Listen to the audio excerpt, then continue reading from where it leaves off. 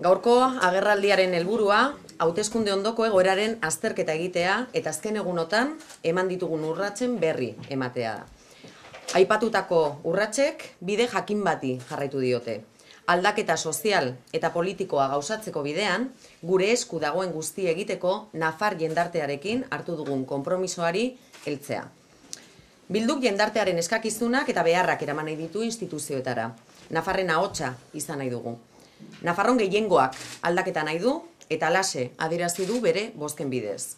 Ildo horretatik, hauteskundeen ondoren ere argi esan genuen gure 7 parlamentariak eta Nafarroa osoan ditugun 184 zinegotziak aldaketaren, bakearen, normalizazio politikoaren eta jendartearen parte hartzearen zerbitzura egonen garela.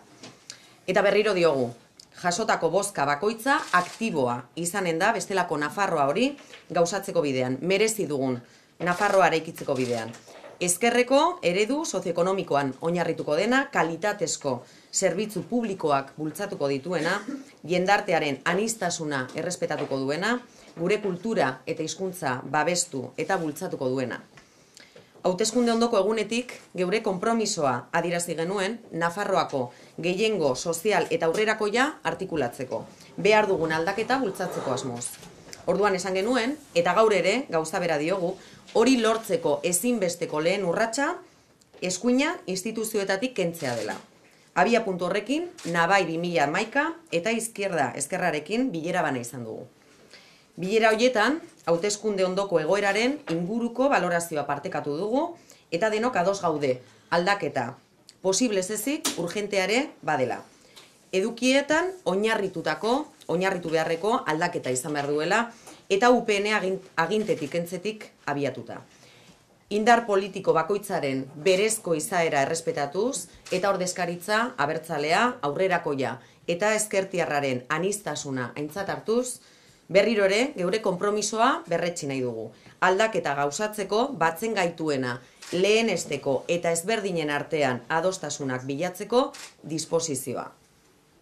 Oraindik ere, PSNek bere esku dauka aldaketa sozial eta politikoari ateak irekitzea.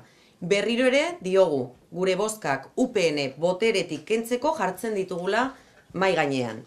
PSNek badaki UPNrekiko alternatiba posible dela eta gure apostua irmoa dela. Yolanda Barcinak Nafarroa gobernatzea ez dago eluk egon behar Madrilen esku. Ez dago aitzakiarik.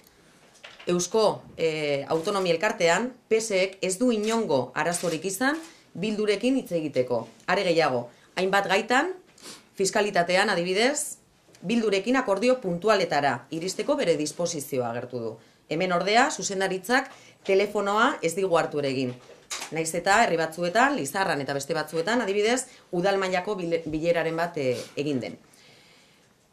Bilduko partaideok, Nafarroko jendartearekin itundutakoa betetzeko alegina eginen dugu, azken unerarte. Eta hori da, Nafar jendarteari gaur adierazi nahi duguna. Azken unerarte, konpromisoz eta koherentziaz.